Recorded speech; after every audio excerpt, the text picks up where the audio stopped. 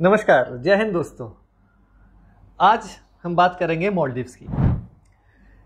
पहले तो चाइनीज का स्पाई शिप, अब उसके पीछे टर्की का वॉरशिप युद्ध जहाज आके पहुंच गया है। कहाँ पहुंचा है? मालदीव्स आके पहुंचा है। उनके हार्बर्स पे डॉक किया हुआ है। भाई ये एक के पीछे एक दो जहाज मालदीव्स पे कर क्या रहे हैं? पिकनिक तो मनाने नहीं आए हैं। आज हम बात करेंगे कि इसके पीछे का राज क्या है और मोहम्मद मोइज़ू मालदीव्स के जो प्रेसिडेंट हैं वो कर क्या रहे हैं। Welcome to learn smart edu channel. मेरा नाम है अंशुमन सरकार। अब दुनिया घूमने के बाद, कई देश घूमने के बाद, अभी मालदीव्स का जो फॉरेन मिनिस्टर हैं वो भारत आ रहे हैं इसी महीने, मई महीने के 9-10 तारीख के बीच आएंगे वो। अच्छा, पूरी दुनिया घूमे, यूएई गए, फिर दूसरे कई देश घूमने के बाद अब तुम हिंदुस्तान आओगे। तुम्हारा प्रेसिडेंट जो है वो पहले गया टर्की, फिर गया चाइना, हिंदुस्तान तो आया ही नहीं। जबकि मालदीव्स का फर्स्ट इंडिया फर्स्ट पॉलिसी जो था उनके इसमें डिप्लोमेसी में, अब उनको पता है कि इंडिया में इलेक्शंस हो रहे हैं, तो इतनी जल्दी क्या है अब फॉरेन मिनिस्टर को भेजने के लिए?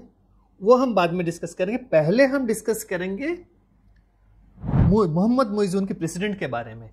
क्यों डिस्कस करेंगे? क्योंकि अगर मोहम्मद मोइज़ू की बात की जाए तो उन्होंने ये जो अपना प्रेसिडेंशियल इलेक्शन जीता है वो इंडिया आउट कैंपेन चला के उन्होंने जीता है। अब प्रश्न ये उठता है कि how far Mohammed Muizzu has gone in his anti India rhetoric. ये जो भारत के खिलाफ उन्होंने मुहिम चलाई है, कितने दूर तक वो जा सकते हैं? क्या वो इसमें फंस सकते हैं? अगर फंसेंगे तो क्या होगा? क्या मोइज़ू अपना जो डोमेस्टिक पॉलिटिक्स और जो अपना फॉरेन पॉलिसी है उसको मिक्स कर रहे हैं? बहुत सारी चीजें हैं जो कि मोइज़ू के बारे में आज मैं आपको बताने वाला हूं। वो करना क्या चाहते हैं, वो कर क्या रहे हैं? Is he disillusioned? उनको पता नहीं है वो क्या कर रहे हैं, या वो जानबूझ के कर रहे हैं? तो वो सारी चीजें मैं आज डिस्कस करूंगा। उसके अलावा ये चाइनीज शिप के बारे में बताऊंगा, और अगर फॉरेन मिनिस्टर जो आ रहा है इंडिया, इसके बारे में भी चर्चा करूंगा कि क्यों आ रहे हैं। वीडियो को आखिर तक देखिएगा, और अगर आपने चैनल को सब्सक्राइब नहीं किया है प्लीज चैनल को सब्सक्राइब कीजिएगा। तो आइए आगे बढ़ते हैं। पहले मैं डिस्कस करूंगा मोइज़ू के बारे में। मोइज़ू का जो एंटी इंडिया जो एक्टिविटीज है वो बिल्कुल खुले में आ गया है। मैं अभी एक एक करके आपको एक लिस्ट बताऊंगा क्या क्या कर रहा है मोइज़ू भारत के खिलाफ, कब से शुरू किया हुआ है और कैसे चल रहा है। पहले तो इंडिया का जो मोइज़ू ने जो एंटी इंडिया एक नैरेटिव सेट किया। कैसे सेट किया? प्रेसिडेंशियल इलेक्शन से पहले मोइज़ू ने क्या किया, इंडिया आउट कैंपेन चलाया। उसमें क्या कहा? उसमें कहा कि भारत के जो मिलिट्री है बड़े तादाद में, हजारों की संख्या में मिलिट्री पर्सनल जो है मालदीव्स पे है, जबकि नतीजे में सिर्फ 80 मिलिट्री पर्सनल थे, वो भी एक डॉनियर एयरक्राफ्ट और कुछ हेलीकॉप्टर्स को ऑपरेट करते थे फॉर ह्यूमैनिटेरियन पर्पस ओनली। कहीं किसी को हॉस्पिटल ले जाना, उनके जो मैरीटाइम जो बॉर्डर्स है उसको गार्ड करना, ये सारी चीज़ों में, उसके अलावा कोई भी काम नहीं था उनका। तो उन्होंने ये एक नैरेटिव सेट किया। ये पहला एंटी इंडिया जो नैरेटिव है उन्होंने एक बीज बोया लोगों के दिमाग में। फिर क्या हुआ, इलेक्शन जीत गए, नवंबर में पावर में आ गए, फिर जनवरी में गए चाइना से लौटने के बाद जो है उन्होंने उसको दोबारा से दोहराया कि अब इंडिया के जो मिलिट्री पर्सनल है जो 80 के करीब, उनको मई महीने के 10 तारीख के भीतर जाना है छोड़ के। ये इन्होंने क्यों किया ये बात? क्योंकि ना उन्होंने चाइना के साथ एक मिलिट्री एग्रीमेंट साइन किया हुआ है। हालांकि पूरे डिटेल में कुछ नहीं बताया गया है। जो भी मालदीव्स के मीडिया के हवाले से पता चला है कि उन्होंने एक एग्रीमेंट किया है जहां पे चाइना बोल रहा है कि उनको मिलिट्री असिस्टेंस देगा एट नो कॉस्ट, बगैर कोई खर्चे के उनको सहायता करेगा। मिलिट्री जो इक्विपमेंट वगैरह जो भी है वो उनको मुहैया करेगा। ये एक बात हो गई। उसके बाद क्या हुआ, प्रेशर उन्होंने और बढ़ाया भारत के ऊपर कि आप लोग जल्दी से जल्दी लोगों को ले जाओ। आपके मिलिट्री पर्सनल को ले जाओ। ये मुइज़ू खुद उन्होंने क्या है कि चाइना के दबाव से क्या हुआ है, ये आप लोगों को नतीजा निकालना है कि क्या क्या हुआ है उन्होंने। अब दूसरी बात क्या हुआ? दूसरी बात ये हुआ कि मुइज़ू की जो कठपुतली है, जो छोटे मोटे मंत्री उनके कैबिनेट में है, उन्होंने क्या किया, उन्होंने हमारे प्राइम मिनिस्टर गए थे लक्षद्वीप, वहाँ पे स्नॉर्कलिंग किया, फिर उन्होंने बीच में एक कुर्सी पकड़ के बैठ गए। फिर वहाँ उनके जो 3 मंत्री, 2 महिला और 1 पुरुष मंत्री, उन्होंने अनाप शनाप, जिसे बोलते हैं नॉनसेंस, उन्होंने पोस्ट किया हुआ था प्लेटफॉर्म पे, एक्स पे। उन्होंने वो बात करी थी। देखिए, उन्होंने सिर्फ सस्पेंड किया है। और एक बात है, अगर उनके भीतर हमारे प्रधानमंत्री को लेके ये सारी बातें नहीं होती तो उनको इतना साहस नहीं मिलता कि वो एक्स के ऊपर आके ये सारी बातें अनाप शनाप बके। तो इसका मतलब लग रहा है कि मुइज़ू का ये उनके ऊपर हाथ था कि हाँ भाई तुम करो, मैं तुम्हें सिर्फ सस्पेंड करूंगा। और वो भी ऐसे कोई बड़े वो नहीं थे, वो एक्टिविस्ट से उठे हुए हैं और उनके यहाँ अभी पार्टी के मेंबर हैं और मंत्री बने हुए हैं। तो ये बात हो गई क्लियर। अब तीसरी बात है कि मुइज़ू जो है चाइना और तुर्की के साथ बहुत ज़्यादा प्रेमालाप कर रहे हैं। मुइज़ू क्या कर रहे हैं? मुइज़ू का जो इलेक्शन स्ट्रेटजी था, लग नहीं रहा कि वो उनका आइडिया है, क्योंकि ये इतना बढ़िया से सजाया हुआ स्ट्रेटजी था, वो प्लान कहीं और हुआ है, मुइज़ू ने सिर्फ उसको एग्जीक्यूट किया हुआ है। अगर बात की जाए नेपाल में जो सरकारें बनती हैं उसके पीछे, नेपाल में कम्युनिस्ट सरकारें चलती है, उसके पीछे का जो स्ट्रेटजी प्लानिंग जो भी हो वो चाइना में होता है। और उसी तरह से श्रीलंका में बहुत इंटरफियर करता था चाइना, उनके पॉलिटिक्स में भी, वो बात छोड़िए। तो यहाँ पे भी आपको पता लग गया होगा मैं किस बारे में इशारा कर रहा हूँ। ये बात तो हो गई। अब गौर कीजिएगा और एक बात, जब मुइज़ू प्रेसिडेंट बन गए, उन्होंने क्या किया, वो पहले गए टर्की गए स्टेट विजिट पे। वहाँ जाके उन्होंने क्या किया, उन्होंने पहले ही वहाँ जाके उन्होंने वो है उनका ड्रोन खरीदा, बैरक्तार जो नाम का जो TB2 ड्रोन है, उसका उन्होंने ऑर्डर दिया है। उसके लिए पैसे कहाँ से आए?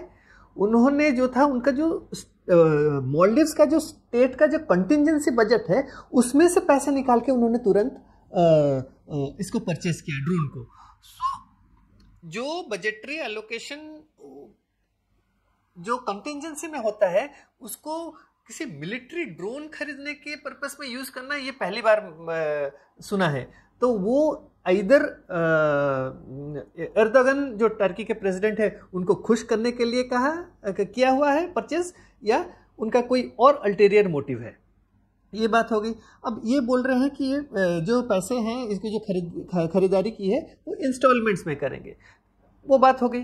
वो टर्की से आने के बाद वो गए फिर चाइना में उन्होंने MOU साइन किए, करीबन 10 MOU साइन किए, मेमोरेंडम ऑफ अंडरस्टैंडिंग जो एग्रीमेंट साइन हुआ है, वो बहुत सारी चीज़ों में, डिफेंस में होगा, इंफ्रास्ट्रक्चर में होगा, हेल्थ केयर में होगा, बहुत सारी चीज़ों में होगा। फिर मिलिट्री ट्रेनिंग पे भी वो लोग उस पर करेंगे। मिलिट्री का तो मैंने बताया कि कुछ डिस्क्लोज ऐसे हुआ नहीं है फिलहाल। इसके अलावा एक पैरेलल एग्रीमेंट साइन हुआ है, जो कि ये जो चाइनीज जो स्पाईशिप यांग होंग 3, वो मालदीव्स आएगा, वहां पे रिसर्च करेगा। ये एग्रीमेंट चाइना ने मालदीव्स के साथ किया हुआ है। और देखिए, मालदीव्स एक इंडिपेंडेंट सॉवरेन कंट्री है, वो अपना जो फॉरेन पॉलिसी खुद डिसाइड कर सकता है, ये बात है, वो कर सकता है। लेकिन वो एक नेबरहुड में रहता है जहां पे दूसरे देश को खतरा हो सकता है। इन सारी चीज़ों को लेके उसको ये सारी चीज़ें ध्यान में रखना चाहिए before signing any sort of agreement with a country which may cause threat to the region. ये बात उनको सोचना चाहिए था। अच्छा, चौथी बात क्या है, अब मुइज़ू का गेम प्लान क्या है, ये गौर करने वाली बात है, ध्यान से सुनिए। मुइज़ू इलेक्शन जीते थे तब उनका फुल जो मेजॉरिटी था वो नहीं था। अप्रैल के 26 अप्रैल इसी साल, अभी पिछले महीने, वो इलेक्शन में उनको फुल मेजॉरिटी मिल गया, उनके पार्टी को फुल मेजॉरिटी मिल गया उनके मजलिस, उनके पार्लियामेंट में। जब उनका जीत का ठप्पा लग गया, मेजॉरिटी का ठप्पा लग गया, देखिए इमीडिएटली उसके बाद ये चाइनीज शिप, जो स्पाई शिप, पहले शियांग यांग होंग 3, ये आके डॉक कर गया आपके थिलाफुशी इंडस्ट्रियल आइलैंड हार्बर करके एक जगह है, वहाँ आके उसने डॉक करा। उसके बाद उसके पीछे पीछे टर्की के शिप आके, टर्की का जो वॉरशिप है TCG किनालियाडा, वो आके डॉक कहाँ क्या हुआ है, कहाँ, माले, उनका जो कैपिटल है सिटी, उसके हार्बर पे आके डॉक। देखिए जानबूझ के उनको जब मेजॉरिटी का ठप्पा लग गया, उनको पता चाइना और टर्की इनके साथ मिले हुए हैं, सब मिली भगत है, तो जब ये हो गया तो वो इमीडिएटली आ गए। क्यों आए? क्योंकि ना मुइज़ू ने उनको बुलाया है, ऐसे तो वो आएंगे नहीं, बिन बुलाए कोई आता है क्या किसी के घर, वैसी बात हो गई, वो आ गए। अब मुइज़ू क्या कर रहे हैं, मुइज़ू जानबूझ के भारत को प्रोवोक कर रहे हैं। जो उनका एंटी इंडिया स्टैंड जो है, इसी से बिल्कुल क्लियर हो रहा है कि वो जानबूझ के इंडिया के अगेंस्ट इंडिया को प्रोवोक कर रहे हैं, बार बार एंटी इंडिया, जो इंडिया आउट कैंपेन से लेके मुइज़ू के अभी का गेम प्लान तक मैंने तो बताया। अब अगला पॉइंट क्या है, अभी हाल फिलहाल में पिछले हफ्ते की बात है कि 2 भारतीय नागरिकों के ऊपर मालदीव्स में अटैक हुआ है, उनके कुछ लोकल्स ने अटैक किया हुआ है। वो हुआ है जो एक जगह है 7 किलोमीटर, ये नॉर्थ ईस्ट ऑफ माले है, हुलहू माले करके जगह का नाम है, वहाँ पे अटैक हुआ है एक पार्क में। ये भारतीय पर्यटक थे, वो मालदीव्स गए हैं, वहाँ पे उन्होंने ये लोकल मालदीव्स के लोगों ने अटैक किया हुआ है। देखिए मुइज़ू ने एक इंडिया आउट कैंपेन चलाया, एक एंटी इंडिया, एक बीज बोया, हेट्रेड टुवर्ड्स इंडिया का बीज बोया है लोगों के दिमाग के भीतर। देखिए ये कैसे काम करता है। तो इसके चलते क्या हुआ, अब जो एंटी इंडिया का, जो इंडिया हेट का जो कैंपेन है, वो सड़कों तक आके पहुंच गया है। अब लोग, people have started attacking Indians. इतना ही नहीं, उनका हेट्रेड ऐसे भी, वो तो एक इस्लामिक स्टेट है, मुस्लिम रिलीजन, जो मेजॉरिटी मुस्लिम पॉपुलेटेड रिलीजन है, तो इस्लाम को फॉलो करती है, तो उनका हेट इजरायलीज के खिलाफ तो ऐसे ही बनता है। लेकिन इतना हेट्रेड है कि एक इजरायली महिला वहाँ मालदीव्स आई थी, उन्होंने क्या किया, उनको ज़बरदस्ती देश से निकाल दिया। तो उनका, अगर पैलेस्टाइन को सपोर्ट करना है ठीक बात है, लेकिन एक ह्यूमैनिटेरियन, तुम लोग बोल रहे हो किसी और को जो ह्यूमैनिटेरियन, भाई तुम खुद क्या हो, पहले अपना गिरबान में झांक के देखो कि तुम क्या कर रहे हो। तो देखिए मुइज़ू का जो एंटी इंडिया या इंडिया हेट जो भी कैंपेन है, उनका जो पर्सनल एजेंडा जो वो चला रहे हैं, देखिए he has mixed his domestic politics with foreign policy. As a result क्या हुआ, अब इंडिया के अगेंस्ट जो हेट्रेड उन्होंने जो बीज बोया हुआ है, वो सड़कों तक, उनका अपना एजेंडा चलाने के, किसको खुश कर रहे हो भाई, तुम चाइना को खुश करोगे, तुम टर्की को खुश करोगे, लेकिन जो तुम्हारे पर्यटन है उसको तुम खत्म कर रहे हो। भारतीय क्या जाएंगे आप, इसके बाद भारतीय को तुम अटैक कर रहे हो। तो ये बात होगी। और एक बात हुई है, ये छठा पॉइंट मैं आपको बता रहा हूँ, ये है कि उन्होंने अभी भारत के जो स्पाइस ब्रांड्स हैं, जो भारत के मसाले हैं, एवरेस्ट हो, MDH को, उसके ऊपर बैन लगाया हुआ है। बैन क्यों लगाया हुआ है? क्योंकि ना हांगकांग और सिंगापुर ने उसके ऊपर बैन लगाया हुआ है। बैन क्यों लगाया हुआ है? कि उन्हें इथिलीन ऑक्साइड करके केमिकल का यूज़, वो बोल रहे हैं कि क्या हुआ है उस मसाले के अंदर, और इससे कैंसर हो सकता है, इसीलिए मैंने बैन लगाया हुआ है। तो भारतीय जो कंपनी है, इनका कहना ये है कि भाई सिंगापुर हो या हांगकांग हो, उन्होंने, किसी ने हमें अभी तक कुछ नहीं भेजा है कि बैन क्यों किया हुआ है, उनके वहाँ से कुछ आया ही नहीं है, इन्होंने बैन लगाया है। ये ये एक वो हो गया कि स्टैंड तो ले रहे हैं ना, एंटी इंडिया स्टैंड, जो भी हो, बैन क्या हुआ है किसी प्रोडक्ट को तो एंटी इंडिया स्टैंड ही हो गया। अब ये मैंने गिनाए छह पॉइंट्स, इसके रिपरकशंस क्या होंगे अभी ये चीज मैं बताऊंगा कि मोइजू जो है, इनका जो ये एक्शंस का, इसका आउटकम या रिपरकशन या इसका जो परिणाम क्या होगा, ये अभी मैं बताऊंगा आपको। मोइजू जो है वो हीरो बनना चाहते हैं अपने देश के लोगों के सामने। मैं हीरो हूं, देखो मैं भारत को नहीं डरता हूं, मैंने देखा मैंने क्या किया, मैंने भारत को लात मार के निकाल दिया, मिलिट्री पर्सनल को निकाल दिया, देखो मेरे दोस्त कौन कौन है जो कि भारत के शत्रु है। चाइना मेरा दोस्त है, टर्की कौन है, टर्की भी भारत के खिलाफ है, तो ये सारे लोग मेरे दोस्त हैं, देखो मुझे कितना पूछते हैं वो लोग, ये सारी चीजें करें। अब भारत के दुश्मन के साथ दोस्ती करनी, पर लग रहा है कि मोइजू बहुत जल्दी में है, लग रहा है कि समय उनके हाथ से निकल रहा है, बहुत जल्दी में है, कुछ कर लूंगा मैं, कुछ कर लूंगा मैं, कुछ कर लूंगा। वो बोलते हैं ना, वो जो छोटे छोटे गली में जो गुंडे होते हैं, बहुत जल्दी कुछ बड़ा बनना चाहते हैं, उसी तरह का इनका रवैया लग रहा है मुझे। तो इससे क्या हुआ, अब चाइना इस फिराक में है कि मोइजू कितनी जल्दी भारत के साथ दुश्मनी मोलेगा और भारत को गुस्सा दिलाएगा, जिससे कि भारत मालदीव्स के साथ अपना टाइज धीरे धीरे कम कर देगा, या जो आदान प्रदान है वो कम कर देगा। इसी चीज का चाइना फायदा उठाएगा। फिर क्या होगा, मालदीव्स ने जो अपने जो क्या हुआ है जो एग्रीमेंट, जो ये फलाना ढिमकाना जो काम करेगा चाइना क्या करेगा, वो धीरे धीरे धीरे धीरे उसको स्लो कर देगा। तो क्या होगा, जैसे कि लोन देता रहेगा लेकिन काम धीमे चलेगा, इंफ्रास्ट्रक्चर जो कॉस्ट वो बढ़ जाएगा, कॉस्ट जब बढ़ जाएगा दोबारा से लोन देगा, तो पूरे चपेट में वो आ जाएगा।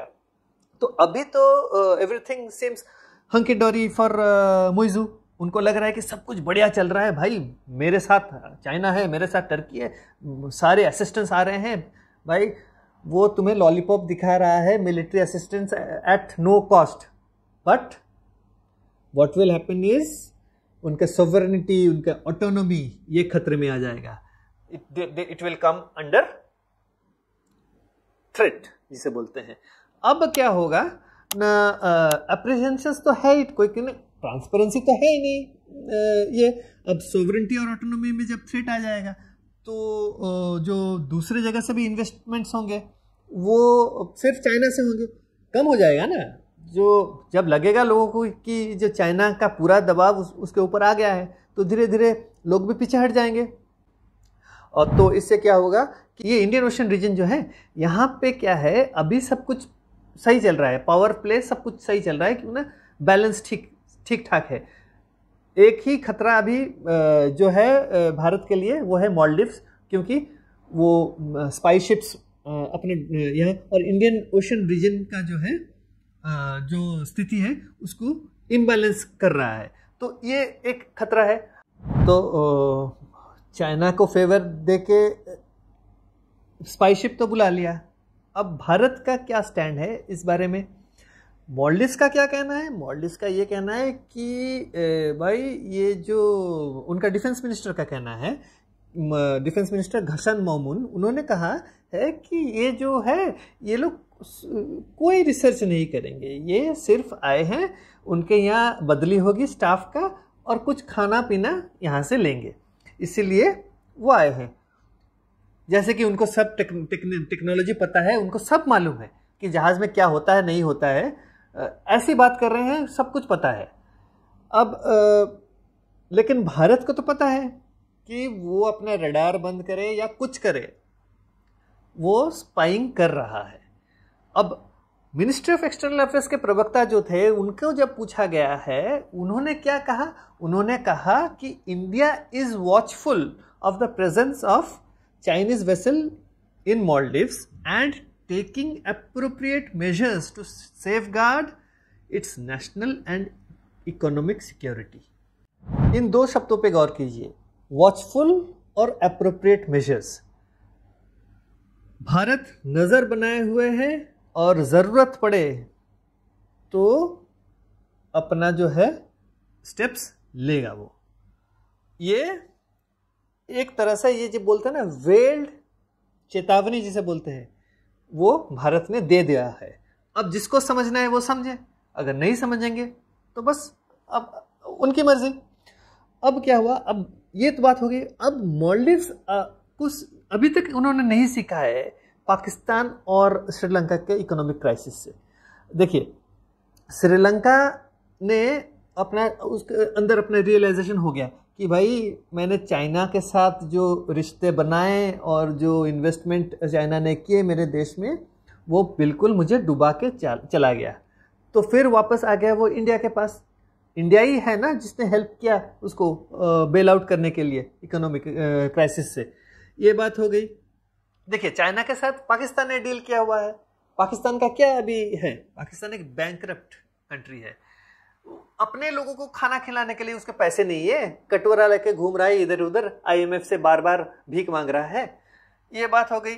अब खुदा ना खास्ता, भगवान ना करे, मालदीव्स को का यही हाल हो जाए कि चाइना उसको ऐसे परिस्थिति में छोड़ दे कि उसका पूरा इकोनॉमी चरमरा जाए, वो बात तो अलग है, छोड़िए वो बात की बात है। ये बात ही ले लेते हैं कि अगर कोई नेचुरल कैलामिटी हो जाए, एक सुनामी हो जाए, तो क्या होगा? फर्स्ट रिस्पॉन्डर कौन होगा? ये अरब वर्ल्ड होगा, टर्की होगा, चाइना होगा। जितने बार कुछ ना कुछ हुआ है, फर्स्ट रिस्पॉन्डर इंडिया ही था। कौन आएगा बचाने के लिए मालदीव्स को?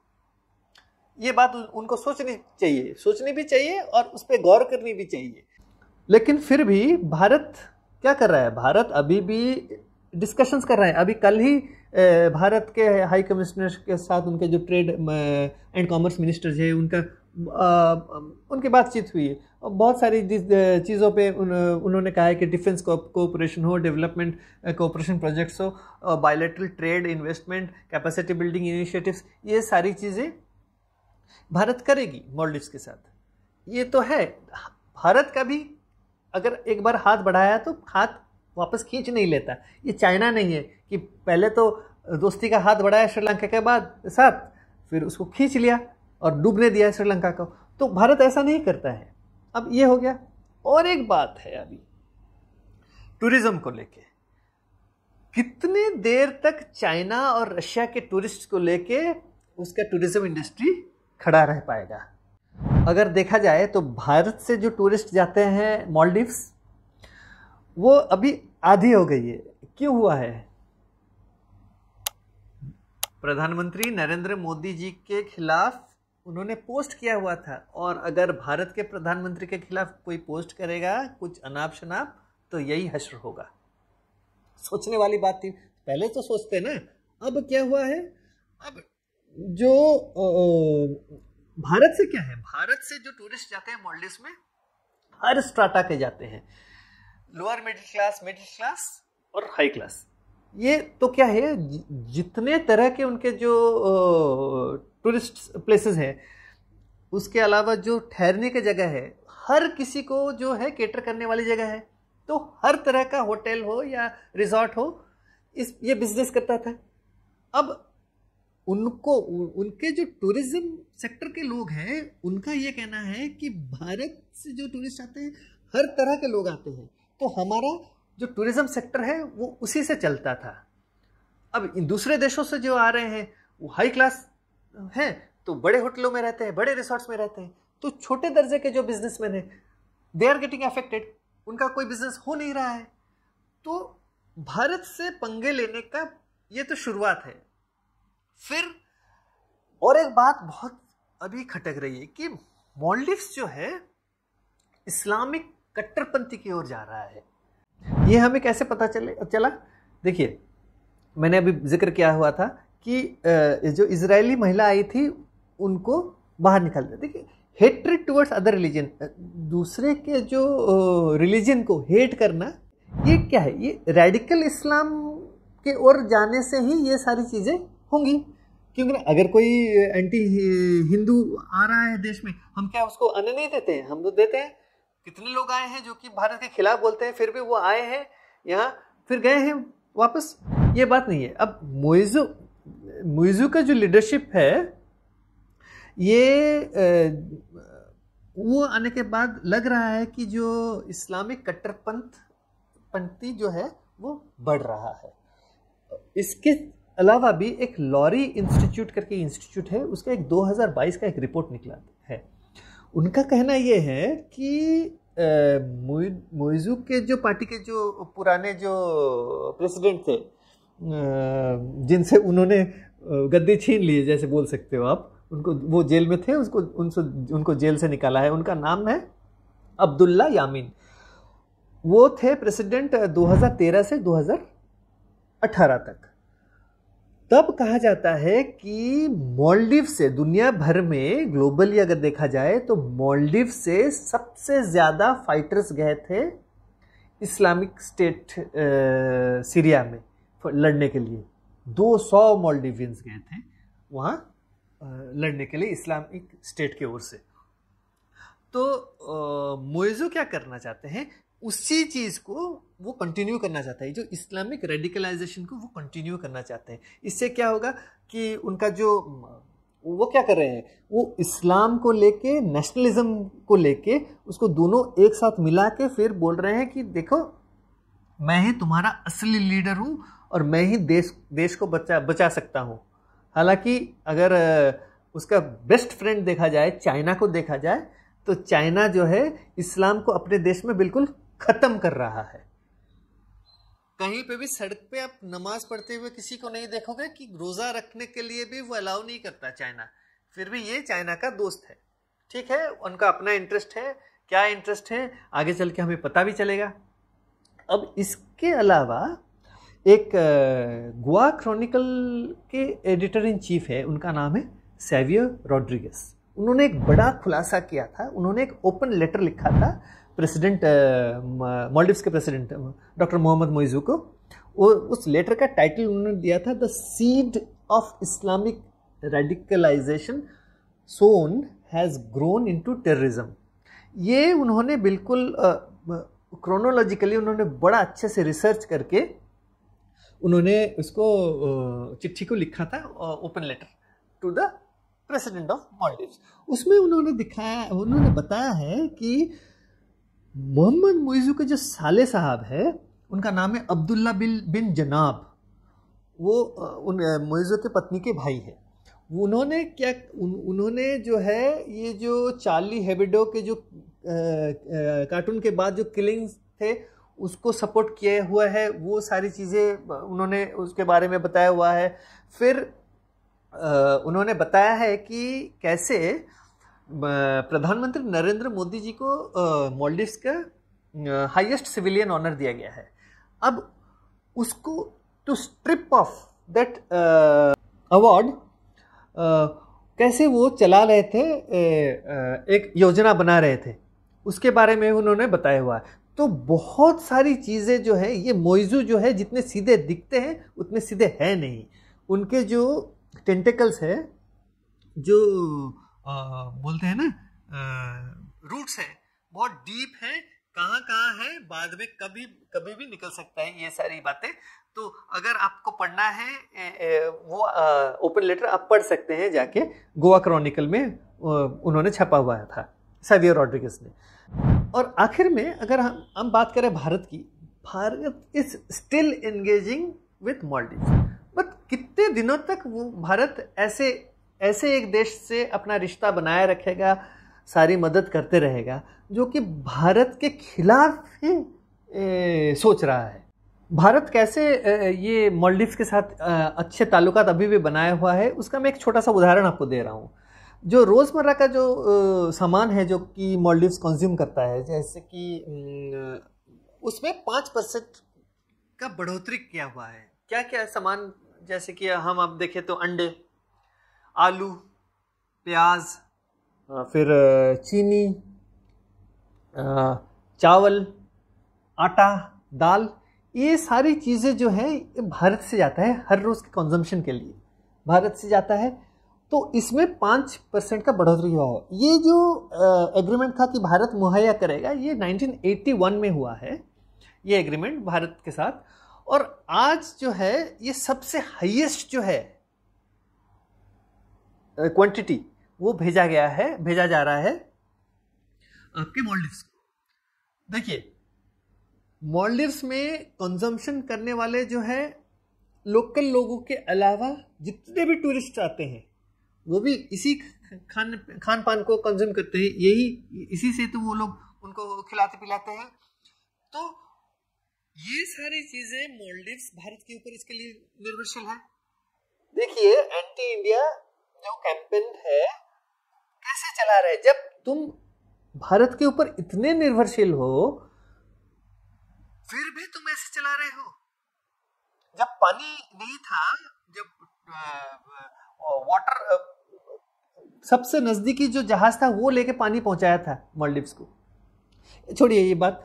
अब क्या हुआ है, अब इनका जो एक्सटर्नल अफेयर्स मिनिस्टर है मालदीव्स का, मूसा जमीर, वो भारत आ रहे हैं 9 या 10 तारीख। अब उनके लिए ये प्रॉब्लम हो चुका है। क्योंकि ना उनके प्रेसिडेंट ने जो करा धरा है, अब इन्हीं को तो बात करनी है ना भारत के साथ। अब वो बात क्या करेंगे? जो भी उन्होंने क्या हुआ है, उनको पता है कि वो सारे स्टैंड्स एंटी इंडिया स्टैंड्स है। अब ये इसको कैसे, इस जो गैप हो गया है इसको कैसे ब्रिज करेंगे, कैसे जोड़ेंगे इस गैप को, ये वाली बात है पहली बात। अब डिप्लोमेटिकली ये this is a very crucial situation for Maldives, how to mend ties with India, ये पहली बात होगी। दूसरी बात, ये अभी आ रहे हैं क्योंकि उनको अभी टूरिज्म भारत से चाहिए, टूरिस्ट भारत से चाहिए। और उन्होंने जो कर दिया है और आगे अभी जो कर रहे हैं, मुझे नहीं लगता है कि भारत के लोग इतने बुद्धू हैं कि वो मालदीव जाएंगे। ऊपर से भारतीय लोगों के ऊपर हमला होना मालदीव्स के अंदर, ये बहुत गौर करने वाली बात है। हमें और चौकन्ने रहना चाहिए, क्योंकि ना भारतीय मूल के लोग वहां काम भी करते हैं। भगवान ना करे उनके ऊपर कुछ ऐसी घटनाएं ना घटे, हम ये भी चाहते हैं। क्यों ना इतना उन्होंने बीज बो दिया है उनके लोगों के दिमाग में कि अभी भारत के खिलाफ उनका हेट्रेड बढ़ रहा है। तो ये जो है हमारा देश के साथ मालदीव्स का एक बहुत ही पुराना और गहरा रिश्ता था, दोस्ती का। अब भारत का धैर्य बहुत है और मालदीव्स एक छोटा देश है, 5 लाख से थोड़ा ऊपर उसका पॉपुलेशन है। लेकिन अगर तुम बार बार भारत के खिलाफ करते रहोगे तो भारत का धैर्य का बांध भी तो टूट सकता है ना। तो और भारत तो तुमसे दूर नहीं है, चाइना बहुत दूर है तुमसे, भारत तो यही नज़दीक है। अगर कोई भी ज़रूरत पड़े भारत ही पहले आएगा तुम्हें मदद करने के लिए। तो इन सारी चीज़ों को उनको सोचना भी चाहिए। तो इस वीडियो में मैंने मोइज़ू का जो है मुखौटा आपके सामने खोल दिया है और वो कर क्या रहा है वो भी मैंने बताया हुआ है। अब इंडियन ओशन रीजन में अगर वो रीजनल स्टेबिलिटी को भंग करना चाहेंगे और ज़्यादा, तब मुझे लगता है कि Bharat has to step in, India has to step in. तो भारत अगर जब भी प्रधानमंत्री नरेंद्र मोदी कुछ कदम लेते हैं, ठोस कदम लेते हैं, तो मोइज़ू को भी ये बात सोचनी चाहिए। तो with this I come to the end of this video. अगर आपको वीडियो अच्छा लगा है तो वीडियो को लाइक ज़रूर करें और नोटिफिकेशन बेल बटन पे क्लिक करें, क्योंकि ना अगला वीडियो में जब लेके आऊँगा तो आपको तुरंत नोटिफिकेशन मिल जाएगा। और वीडियो को ज़्यादा से ज़्यादा शेयर करें अपने दोस्तों के साथ, क्योंकि उनको भी जानना चाहिए कि इस हमारे रीजन में जियोपॉलिटिक्स में हो क्या रहा है। अगले वीडियो तक नमस्कार।